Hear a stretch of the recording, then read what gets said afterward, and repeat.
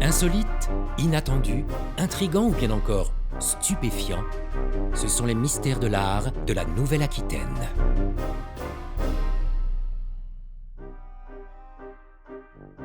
Douceur de Poitiers.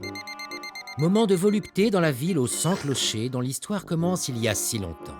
Dans le musée Sainte-Croix, je parcours une belle exposition. Et là, qu'est-ce que je vois? Un dragon en bois nommé la Grand-Goule. Qu'est-ce que ça fait là?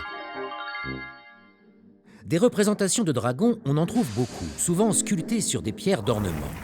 Mais qu'est-ce que ce dragon fait dans un musée? Au Moyen-Âge, une légende circule. Des eaux du Clin est sorti un monstre, un dragon qui dévore les nonnes de l'abbaye voisine. Radegonde, la sainte patronne de Poitiers, combat et tue l'animal à l'aide de son crucifix. D'où vient cette légende? L'Afrique. Il y a plusieurs dizaines de milliers d'années, un groupe d'individus a probablement été impressionné par un fossile de dinosaure. Le mythe du dragon est né. Il se diffuse, d'abord en Asie du Sud-Est, avant de rejoindre l'Australie, puis l'Amérique et enfin l'Europe du Paléolithique. La légende est lancée.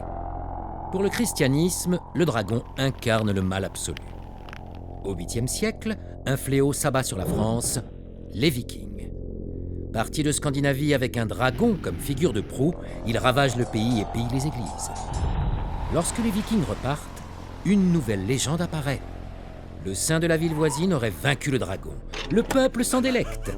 De nombreuses cités célèbrent cet événement. Au XVe siècle, c'est au tour de Poitiers. Le 13 août, jour de la Sainte Radegonde, on honore avec gaieté la victoire du bien sur le mal. Le dragon est à la fête. On s'en amuse, on s'en moque et on finit par le dompter. Pour l'Église, la mise en scène de l'animal vaincu devient importante. En 1677, l'évêque confie au sculpteur Jean Gargaud la fabrication de cette superbe effigie.